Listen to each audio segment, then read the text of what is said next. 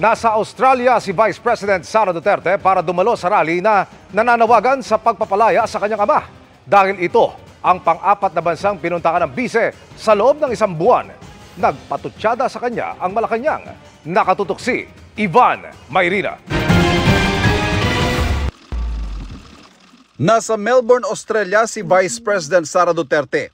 Sa abisong inilabas sa kanyang opisina, dadalo raw si Duterte sa isasagawang rally sa linggo para sa panawagang pagpapalaya sa kanyang amang si dating Pangulong Rodrigo Duterte na nakakulong pa rin sa The Hague, Netherlands.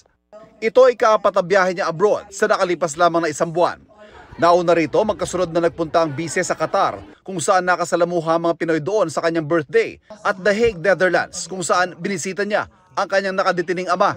Sa Kuala Lumpur, Malaysia naman niya ginunita ang araw ng kasarinlan kasama rin ang mga Pinoy roon. So, 4 na bansa in just less than a month.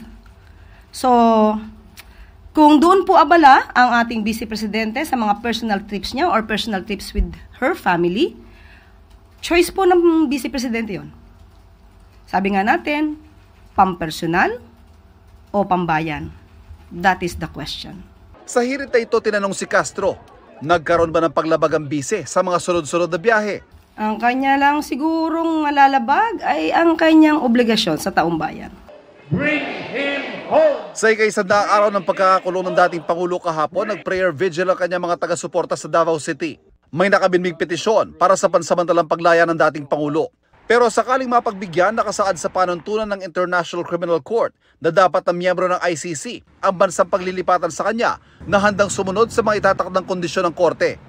Kasunod ng pagsuko kay Duterte sa ICC, pinuri ni Special Rapporteur Irene Khan sa kanyang ulat sa 59th session ng UN Human Rights Council ang anyay matapang na hakbang para mapanagot ang mga lumabag sa karapatang pantao sa bansa.